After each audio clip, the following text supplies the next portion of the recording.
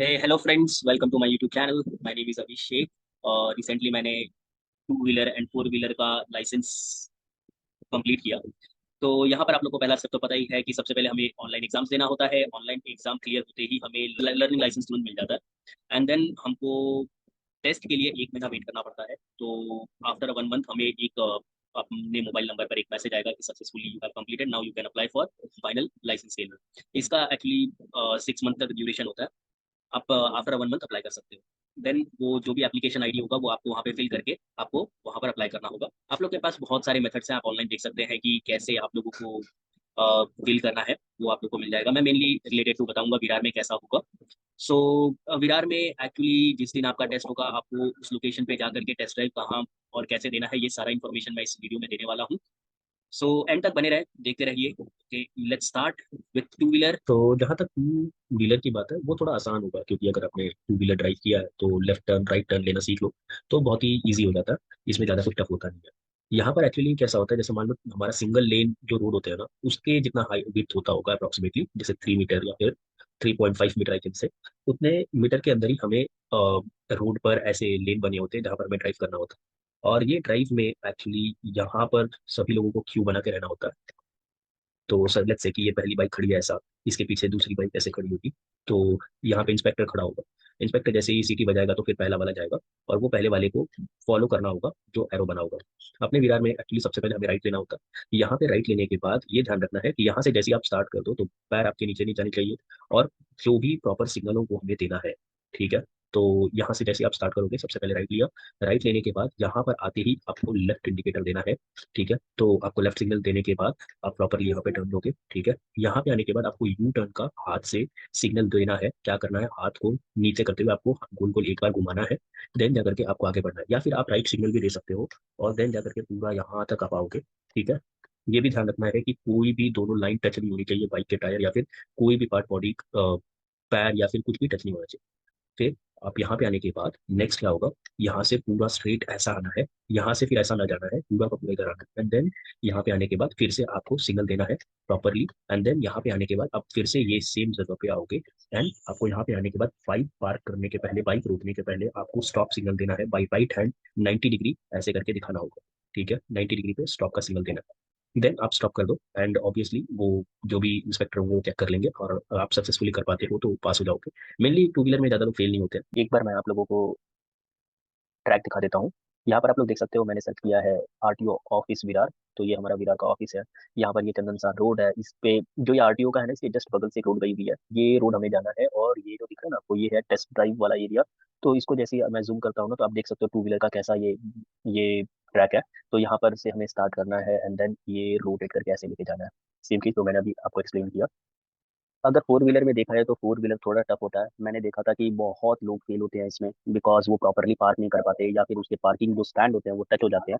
तो इसमें एक्चुअली दो सिनारियो पॉसिबल है, या तो अगर आप फर्स्ट पर्सन हो या फिर आप पर्सनल अपनी गाड़ी लेके आते हो, तो फिर आपको है ना यहाँ पे ऐसे क्यू में सारी गाड़ियां खड़ी रहेंगी। अब जैसे मान लो ये पहली गाड़ी है, तो उसे क्या करना होगा, सबसे पहले स्ट्रेट लेके जाना होगा और जो ये स्टैंड है यहाँ पर टच होने के पहले रोकना है। एंड फिर जाकर के इसको रिवर्स गियर में लेके आना है। और रिवर्स गियर में लाने के बाद आपको यहाँ पर पूरा ऐसे टर्न करना है खुद के गाड़ी को। और ये भी ध्यान रखना है कि इसमें से लेट्स से कि ये मेरे चार पहिए हैं, तो ऑब्वियस सी बात है, मुझे ये ध्यान रखना है कि ये हल्का सा भी टच ना हो। तो अगर टच होने जैसा लगे तो मैं पहले क्या करूंगा, इसको थोड़ा अंदर बाहर प्रॉपरली करके स्लोली करना है एकदम। जितना स्लो करोगे, जितना अपने ऊपर कंट्रोल रखोगे उतना बेटर है। और इसको प्रॉपरली ऐसे करके लेके आना है और यहाँ पर पार करना है। वो पॉसिबिलिटी है कि उसे बोलेंगे और पीछे लेने के लिए, तो लेके जाना पड़ सकता है। तो ध्यान रखना है कि प्रॉपरली आप पार्क करो।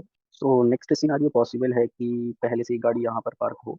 जैसे कि मान लो आप ड्राइविंग स्कूल में हो एंड आपका कोलीग यहाँ पे पार्क कर देता है, तो फिर इंस्पेक्टर बोलेगा आप यहीं से चालू कर दो, ना कि यहाँ से। तो फिर आपको यहाँ पे ही ड्राइवर चेंज हो जाएगा and then you will have to go move forward. ठीक है, आगे जाना है एंड देन अपने बाइक को पूरा सेम वे ऐसे टर्न करके आगे लेके जाना है, आगे सेम प्लेस पे लेके जाना है। एंड इसके बाद तो सेम प्रोसेस होगा जो कि बैकवर्ड डायरेक्शन में आएगा एंड देन इसको रोटेट करके यहाँ पर पार्क करना है without any touch and it should be very straight. तो फोर व्हीलर में एक्चुअली फेल होने के बहुत सारे रीजन होते हैं मेरे हिसाब से। सबसे पहला रीजन मैं बोल सकता हूँ लेस प्रैक्टिस। अगर हम रिवर्स का प्रॉपर प्रैक्टिस नहीं करेंगे तो पार करना रियली टफ हो जाएगा वहां पर, क्योंकि कोई ना कोई व्हील है ना एक्चुअली टच कर जाती है या फिर बॉडी व्हीकल का टच कर जाता है, जो ये पार्किंग स्टैंड होते हैं। एक और रीजन हो सकता है कि भाई लो कॉन्फिडेंस है। जब हम पार करने जाते हैं तो हमको खुद पे अपने आप पे सेल्फ डाउट होने लगता है, क्योंकि उससे पहले ही बहुत लोग फेल हो जाते हैं, या फिर एक्चुअली हमने पहले बहुत रिवर्स का प्रैक्टिस, कैसे मैंने बोला, करना है, तो भी लो कॉन्फिडेंस होता है। इवन तो प्रैक्टिस होता है फिर भी लोगों को कॉन्फिडेंस वहां पर कम होता है या फिर डर लगने लगता है।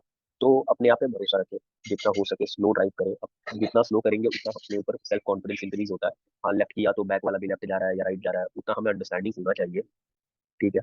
थर्ड रीजन मैं बोल सकता हूँ ओवर कॉन्फिडेंस। किसी किसी को मतलब फोर व्हीलर ड्राइव करने का अच्छा खासा एक्सपीरियंस होता है, लेकिन यहाँ पर क्या होता है, ओवर कॉन्फिडेंस, अरे मैंने तो बहुत चलाया हुआ है, तो वो बैग लेके जाते हैं। और बैग ले जाते वक्त वो थोड़ा फास्ट ही ले लेते हैं। फास्ट लेने से क्या होता है कि उनको पता भी नहीं चलता कब जाके टच हो गया। तो वही मैंने बोला कि इसको ट्राई करो स्लो ही ड्राइव करने का। इवन तो आपने बहुत बार भी ड्राइव किया है, तो स्लो ड्राइव करोगे तो कॉन्फिडेंस इंक्रीज होगा और वो प्रॉपरली आप पार कर पाओगे। सो ये अगर आप पॉइंट्स ध्यान रखोगे तो डेफिनेटली आप इसको प्रॉपरली पार कर लोगे, और बहुत तो पास भी होते हैं। तो आई विल से आप अपने आप पे कॉन्फिडेंस रखें, भरोसा रखें कि हाँ यू कैन डू इट, और जितना हो सके स्लो करें। एंड ये जैसे ही एग्जाम होगा, मान लो अगर आप इसमें फेल भी हो जाते हो ना, तो दोबारा रीअपियर करने के चांसेस होते हैं, आप रीअपियर कर सकते हो। अगर फिर भी रीअपियर नहीं करना है तो वहां से आप एक बार ट्रैफिक पुलिस से बात कर सकते हो, वो लोग हेल्प करते हैं। तो वो लोग सोल्यूशन भी आपको बता सकते हैं। बहुत लोग फेल हुए थे बट वो लोग बात वगैरह करते हैं तो मान जाते हैं वहां पर। अगर आप दोनों टेस्ट पास हो जाते हो तो फिर आपको एक कॉन्ग्रेचुलेशन मैसेज आएगा कि टेस्ट पास हो गए हो, ठीक है, within 2 days. And then क्या करके क्या होता है कि उसका अप्रूवल स्टेट होता है, जो आरटीओ अप्रूव करता है, उसमें अप्रोक्सीमेटली वो 1.5 महीने तक लगा देते हैं। मैंने 10th अगस्त को दिया था एंड मुझे कॉन्ग्रेचुलेशन मैसेज आया 15 सितंबर को। तो आप समझ सकते हो कितना स्लो काम करते हैं बिहार में। एक बार आरटीओ ने अप्रूव कर दिया तो विद इन 2 डेज से 3 डेज में आ जाता है घर पे लाइसेंस, क्योंकि वो स्पीड पोस्ट इमीडिएटली कर देते हैं। सो इसके बाद भी अगर आप लोग को कोई क्वेश्चन है तो आप लोग कमेंट सेक्शन में पूछ सकते हो। I will try my best to answer it.